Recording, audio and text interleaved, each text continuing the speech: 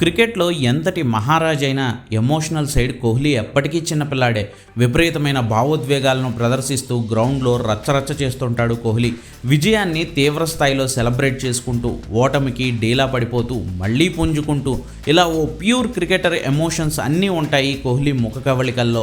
అలాంటి కోహ్లీని బ్యాలెన్స్ చేయగలిగేది ఈ ప్రపంచంలో అనుష్క శర్మ మాత్రమే.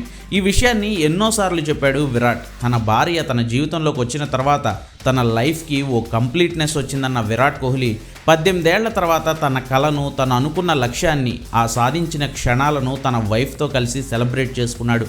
మ్యాచ్ గెలవగానే గ్రౌండ్లోకి వచ్చిన అనుష్కను హగ్ చేసుకుని ఎమోషనల్ అయిన కోహ్లీ తర్వాత తనతో కలిసి ఫోటోలకు ఫోజులిచ్చాడు. ఆ తర్వాత ట్రోఫీని అందుకుని సెలబ్రేట్ చేసుకున్న కోహ్లీ కప్ని తీసుకొచ్చి తన భార్య చేతుల్లో పెట్టి తను సాధించానని చెబుతూ ఉప్పొంగిపోయాడు. నిజంగా ఎవరికైనా ఎమోషనల్ మూమెంట్ ఇది.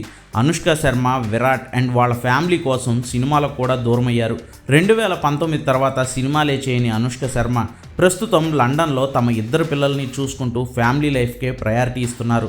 అలా తన కోసం, తన కెరీర్ను సపోర్ట్ చేయడం కోసం ఆమె కెరీర్ను పక్కన పెట్టిన వైఫ్కి అట్మోస్ట్ రెస్పెక్ట్ ఇచ్చిన కోహ్లీ ఈ విజయాన్ని అనుష్క శర్మకు అంకితం చేస్తూ గ్రౌండ్లోనే ఫుల్ ఎమోషనల్ అండ్ హ్యాపీనెస్తో కనిపించాడు విరాట్.